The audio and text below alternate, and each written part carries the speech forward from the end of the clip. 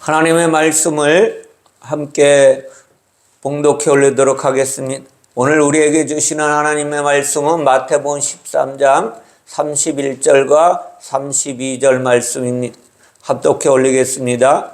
또 비유를 들어 이르시되 천국은 마치 사람이 자기 밭에 갖다 심은 겨자씨 한 알 같으니 이는 모든 씨보다 작은 것이로되 자란 후에는 풀보다 커서 나무가 되매 공중의 새들이 와서 그 가지에 깃들이느니라. 아멘.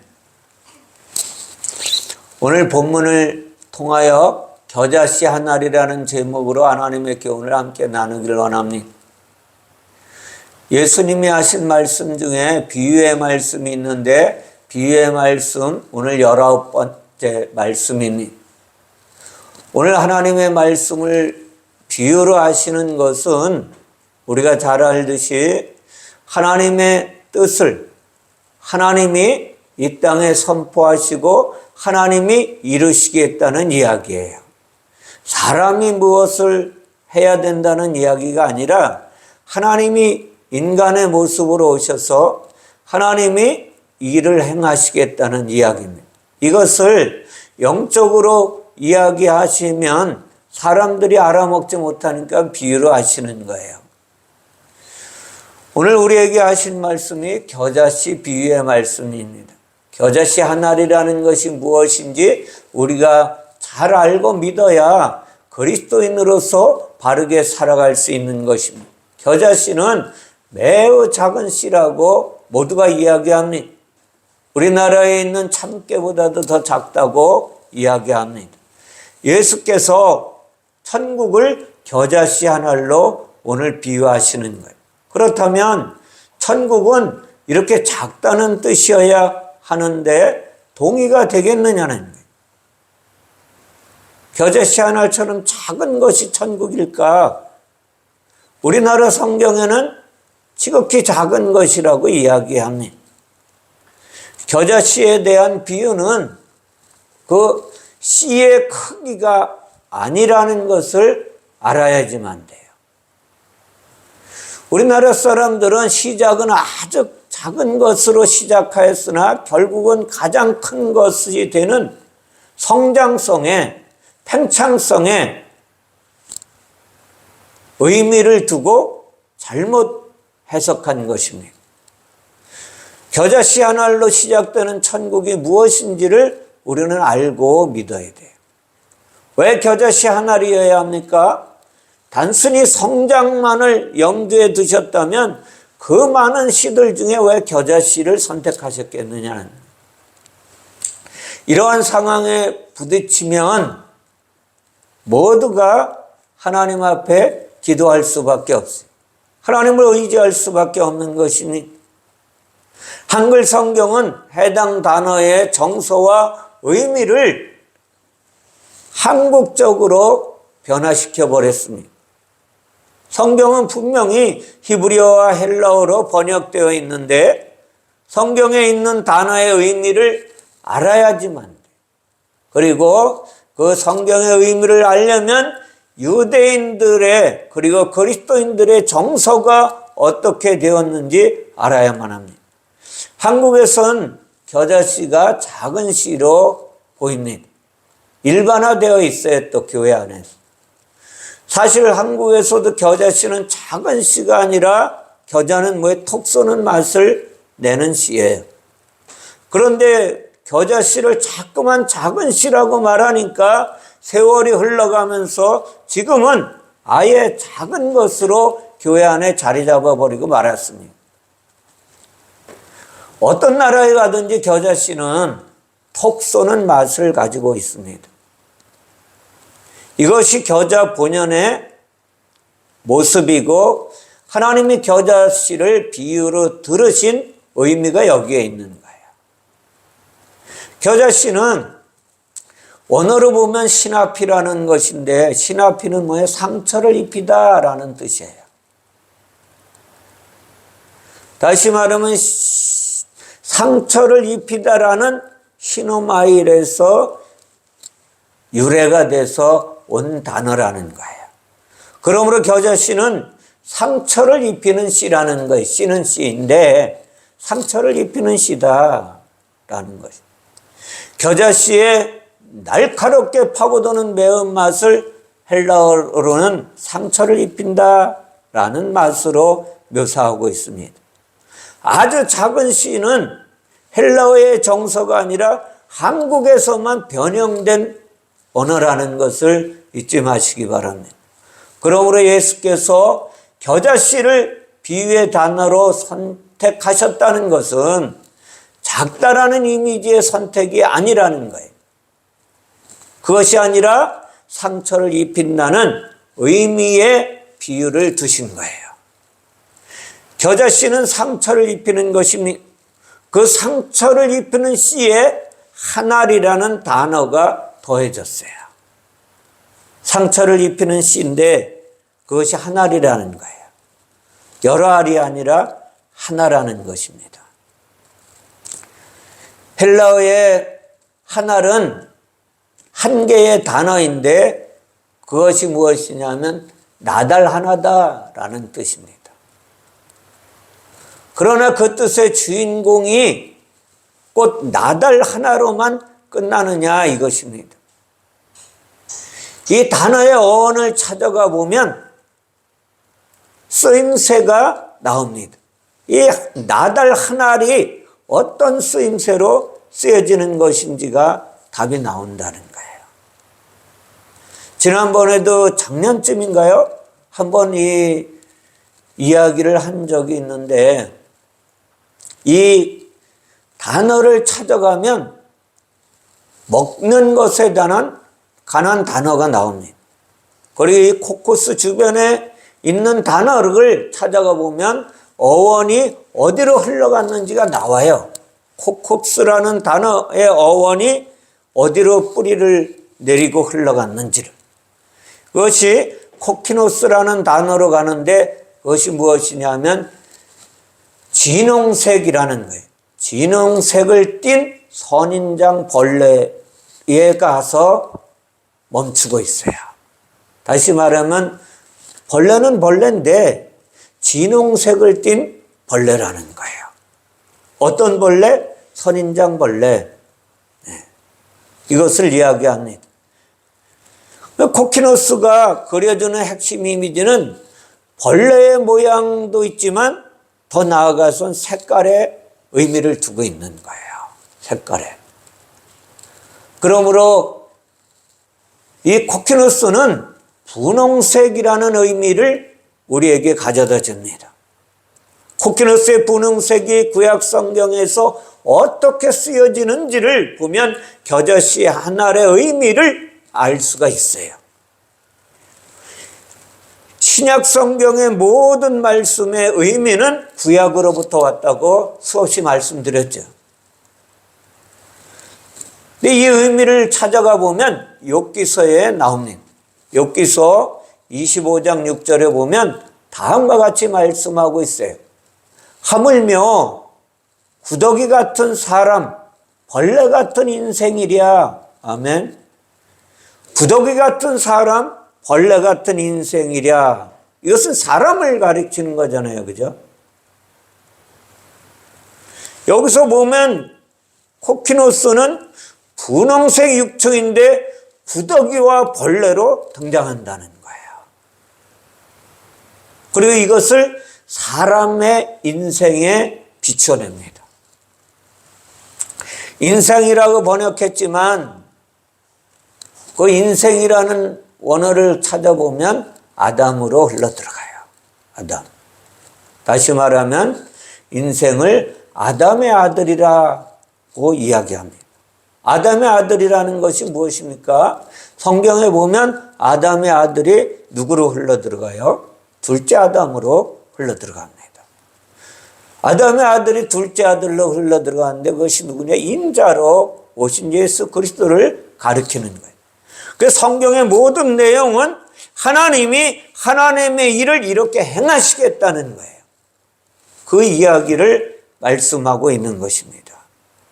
사람으로 오신 예수가 인자이고 사람이며 구더기와 벌레와 같은 인생 가운데 오셨다는 거예요. 원래 구더기와 벌레는 누구예요? 타락한 인간을 가리키는 거예요. 근데 타락한 인간의 모습으로 누가 오셨느냐? 예수 그리스도가 하나님이신 그분이 오셨다는 것입니다. 예수가 구더기와 벌레라고 하면 깜짝 놀랍니다. 많은 목사님들은 아니 거룩하신 분을 구더기와 벌레에다가 갖다 비유해보자 했냐고 난리법석을 칠 거예요. 근데 구더기와 벌레는 타락한 인간이에요. 근데 타락한 인간의 모양으로 오셨다는 것입니다. 구더기와 벌레는 곤충 자체를 이야기하는 것이 아니라 분홍색을 초점에 맞추고 있다고 말씀드렸어요. 다시 말하면 분홍색은 뭐예요? 유충을 이야기하는 거예요. 그러면 구더기로 번역한 토라, 헬라어 코키누스와 같은 분홍색 유충을 가리키는 거예요. 성경의 분홍색이 무엇입니까? 그러면 성경의 이사야 1장 18절에 분홍색에 대해서 다음과 같이 이야기하고 계세요.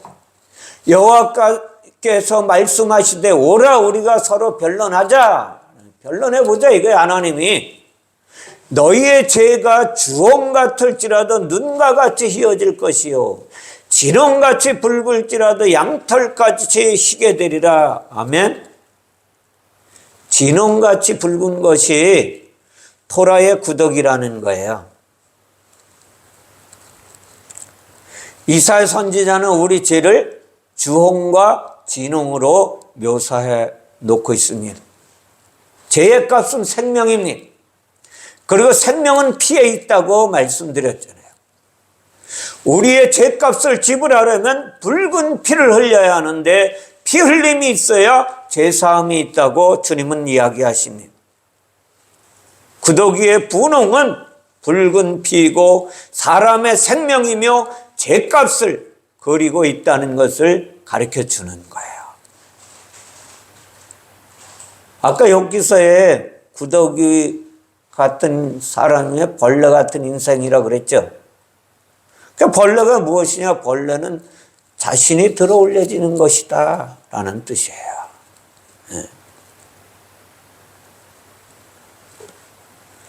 그러므로 분홍색 벌레인 토라와 첫사람 아담이 진홍같이 붉은 죄를 가지고 있는 거예요.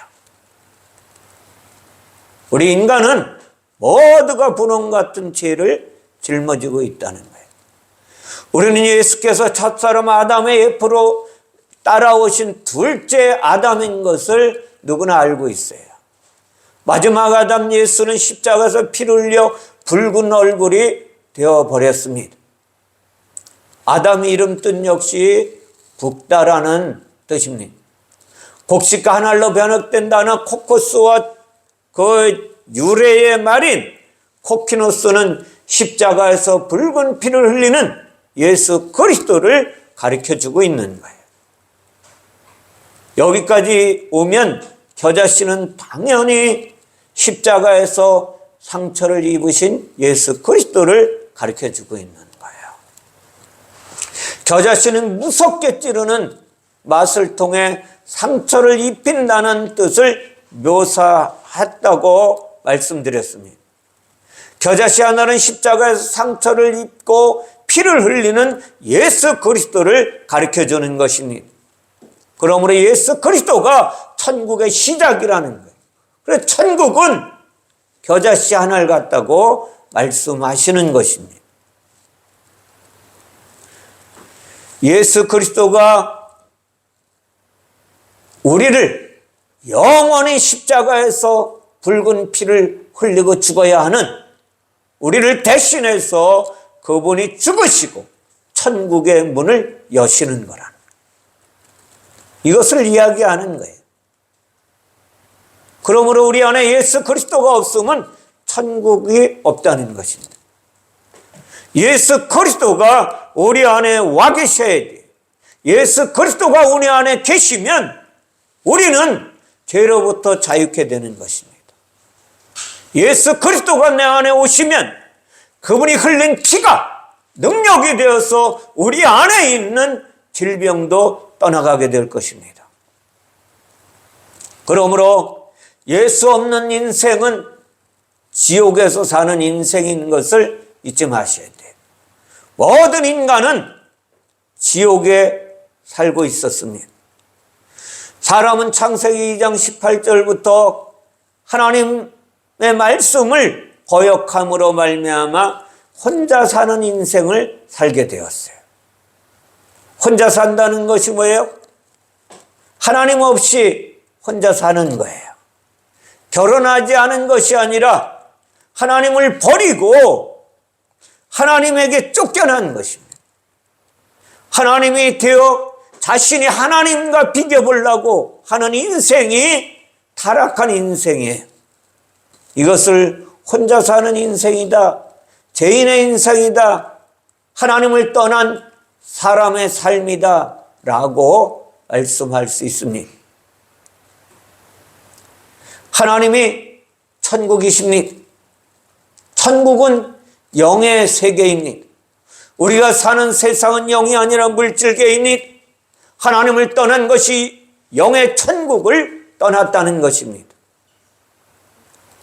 하나님의 없음이 천국 없음이고 물질 세계가 하나님이 없는 지옥에서 사는 인간입니다.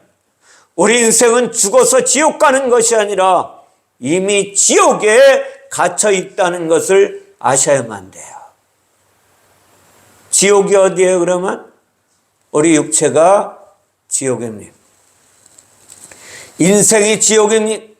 땅에 있는 것을 감옥이라고 말씀드렸어요. 감옥을 지옥이라고 성경은 말씀하고 있는 거예요.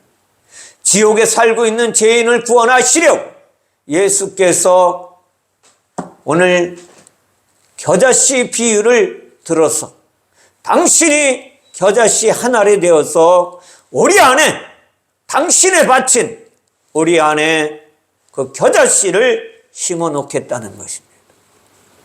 그러면 그 겨자씨가 자라면 놀라운 역사가 일어나게 되는 거예요. 그분이 십자가에서 죽어서 그 겨자씨가 영원한 생명이 되어서 자라면 예수 그리스도 안에 있으면 누구나 하나님의 은혜를 덧입고 살아가게 되는 인생으로 바뀌게 되는 것입니다. 이 땅이 지옥이라고 하면 또 많은 사람들이 오해를 하기 시작합니다. 아니 지옥이 죽어서 가는 것이지 무슨 지옥이 우리가 살고 있는 여기가 지옥이라고 말하냐고 반박할 것입니다. 베드로전서 3장 19절에 보면 예수님이 죽으시고 다시 부활하신 후에 그가 또한 영으로 가서 옥에 있는 영들에게 선포하시니라. 아멘. 영으로 가서 성령으로 오셔서 지옥에 살아가고 있는 우리들에게 하나님의 말씀을 선포하시겠다는 거예요. 깨닫게 하시겠다는 것입니다. 사람들이 원래 영이었었는데 하늘나라 천국에 있었는데 하나님을 배반함으로 말미암아 하나님과 비교해 보려고 했던 대적함으로 말미암아 하나님께서 이 타락한 영을 옥에다가 가둬놔 버린 게 이 땅입니다. 이것을 알고 우리는 감옥에 살고 있다는 것을 아셔야 돼요. 예수 그리스도가 아니면 이 옥에서 벗어날 자 아무도 없다는 것을 알고 믿어야 하는 것입니다. 오직 예수만이 살아있는 영 그대로 우리가 살고 있는 지옥으로 오신 거예요. 그래서 성령으로 잉태하셨다고 말씀하는 거예요. 성령이 뭐예요? 살아있는 영, 거룩한 영으로 오셨다는 것입니다. 지옥에서 영이 죽어있는 인생들에게 우리 인생들에게 새 생명을 주시려고 산 영을 가지고 오신 거예요. 예수는 산 영을 담은 육체를 가지고 이 땅에 오신 하나님이 있어요. 사람은 죽은 영을 담은 육체의 사람입니다. 사람을 구원하려면 예수의 산 영을 죄인들에게 넘겨주셔야 하는데, 그러려니까 예수 그리스도가 죽는 거예요. 뭐가 됐어요? 겨자씨 한 알이 되어서 피를 흘리는 것입니다. 예수의 육체가 찢겨져 나가야만 합니다. 그리고 새 포도주가 우리의 낡은 가족 부대를 터뜨려 버려야 돼요. 다시 말하면, 이해가 되실지 모르겠지만 그 새 포도주가 되신 예수 그리스도가, 십자가에서 흘린 새 포도주가 우리 낡은 가족 부대를 터뜨려 버리고 새 영으로 우리에게 부어주셔야만 합니다. 새 포도주가 그렇게 되어야, 새 포도주는 무엇이냐? 성령을 가리키는 거예요. 새 영입니다. 낡은 가족 부대가 무엇이냐? 육체를 가리키는 것입니다. 육체가 찢어져야 된다는 거예요. 이것을 성경은 누구를 통해서 가르쳐 주느냐? 가룟 유다를 통해서 우리에게 교훈해 주는 거예요. 가룟 유다처럼 죄인으로 살은 인생은 낡은 가죽 부대가 터지듯이 그 육체가 터져버려야 된다는 거예요. 영적인 교훈입니다. 그리고 사람은 낡은 가죽 부대에 묵은 포도주를 담고 있었는데 예수의 영이 와서 이것을 터뜨려 버리고 새 포도주를 우리에게 넘겨주셔야만 돼요. 예수의 육체는 십자가에 의해서 찢어져 버리고 그 속에서 물과 피가 흘러나왔습니다. 물은 말씀이고 영은 성령입니다. 다시 말씀드리면 물이 말씀과 성령이라는 거예요. 동격을 가지고 있으니 피는 생명이고 죄값이라는 거예요. 십자가에서 찢긴 예수의 육체가 곧 겨자씨를 가르쳐주는 거예요. 그 찢긴 육체 속에서 생명과 영이 쏟아져 내린 것이 하늘입니다. 이 하늘의 생명이 우리 안에 들어와 있는, 그러므로 예수의 십자가의 대속권, 구원의 시작이라. 그래서 천국은 겨자씨 한 알로부터 시작된다고 오늘 주님께서 말씀하시는 것입니다. 겨자씨가 밭에 뿌려졌으니 밭은 세상입니다. 다시 말씀드린 저와 여러분의 마음밭입니다. 이것을 고린도전서 3장 9절에서 우리는 하나님의 동력자들이요 너희는 하나님의 밭이라고, 하나님의 집이라고 말씀하고 계십니다. 사람이 하나님의 밭입니다. 하나님의 씨가 뿌려질 밭이라는 거예요. 하나님의 말씀이 뿌려질 사람의 육체가 밭이라는 거예요. 마음밭에 하늘의 씨가, 겨자씨가 뿌려지는 것입니다.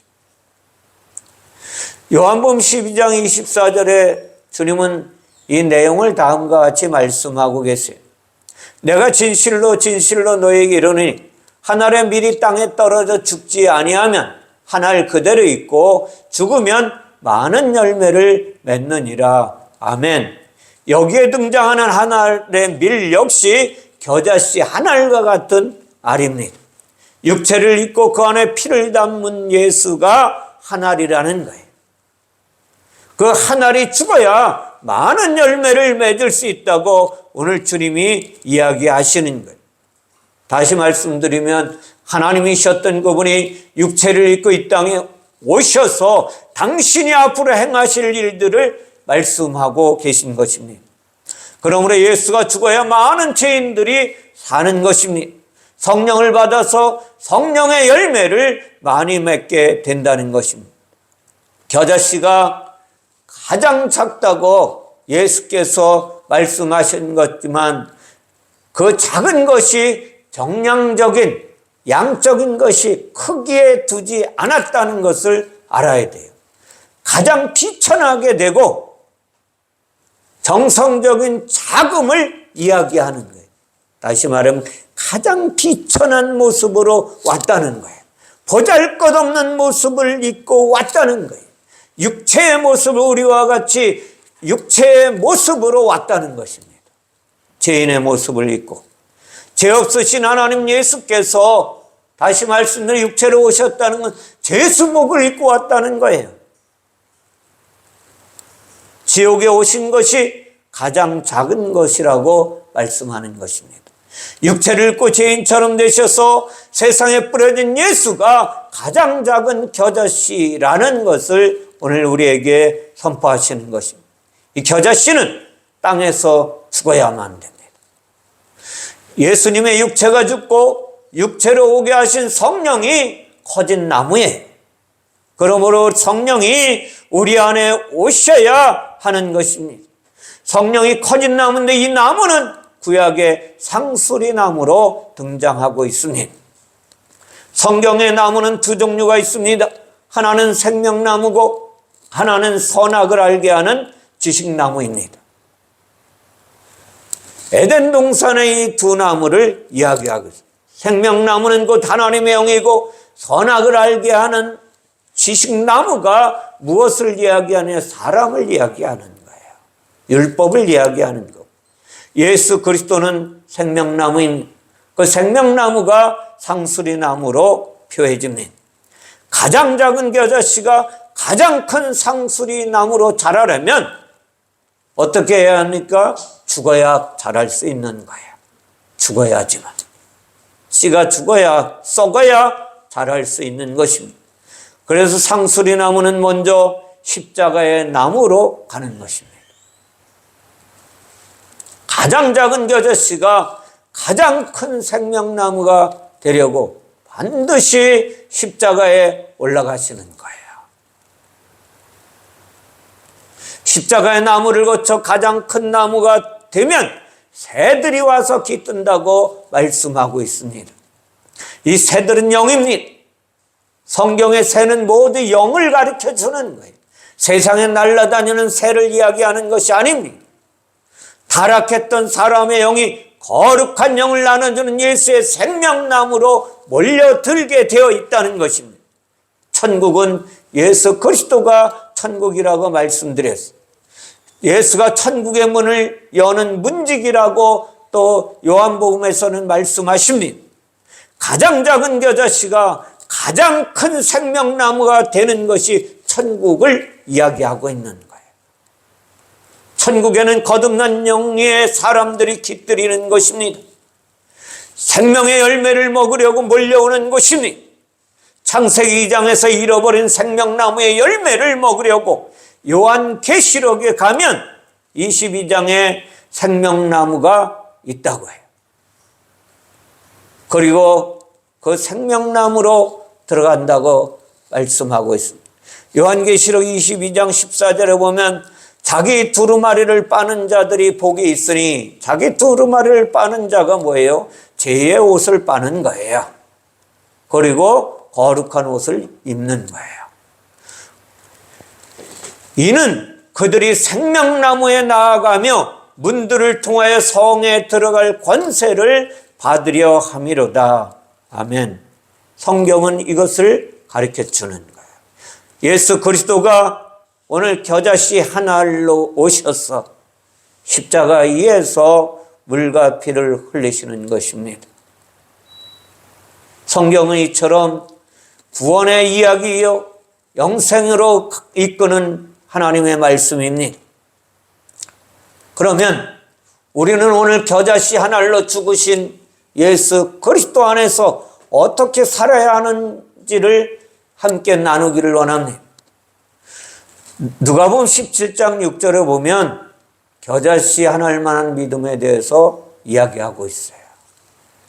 주께서 이르시되 너희에게 겨자씨 한 알만한 믿음이 있었더라면 이 뽕나무더러 뿌리가 뽑혀 바다에 심기어라 하였을 것이, 그것이 너희에게 순종하였으리라. 아멘. 겨자씨 한 알만한 믿음이 있다면 놀라운 일이 일어난다는 이것이 무엇입니까? 예수 그리스도가 십자가에서 죽고 부활하신 사건을 믿는 믿음. 이 믿음이 있다면 이것이 겨자씨 하나일 만한 믿음이라는 거예요. 크고 작은 믿음을 가르쳐주는 것이 아니라는 것입니다. 그런 믿음만 있다면 놀라운 역사가 일어나는데, 뽕나무라고 우리나라 성경인데 이것이 무화과나무입니다. 무화과나무, 지난주에 말씀드렸죠. 무화과나무로 오셨다고 예수가. 죄인의 모습이란. 무화과나무는 뭐예요? 죄의 자리에 있는 자예요. 다시 말하면 율법입니다. 사망과 죄의 권세를 가지고 있는, 죄와 사망의 권세를 가지고 있는 것을 뽑혀서 바다에 심기우라 하면 그대로 될 것이다 라고 말씀합니다. 저 여러분 예수 그리스도를 닮아야 됩니다. 주님은 이야기하십니다. 나는 마음이 온유하고 겸손하니 내게로 와서 배우라고. 예수 그리스도가 말씀하신 이 겨자씨 하나로 오신 예수 그리스도가 겨자씨 하나로 되어서 십자가에서 물과 피를 흘리시고 하나의 성령으로 우리 안에 오시면 우리가 겨자씨 하나일 만한 믿음을 가지고 있는 존재라는 것을 가르쳐 줍니다.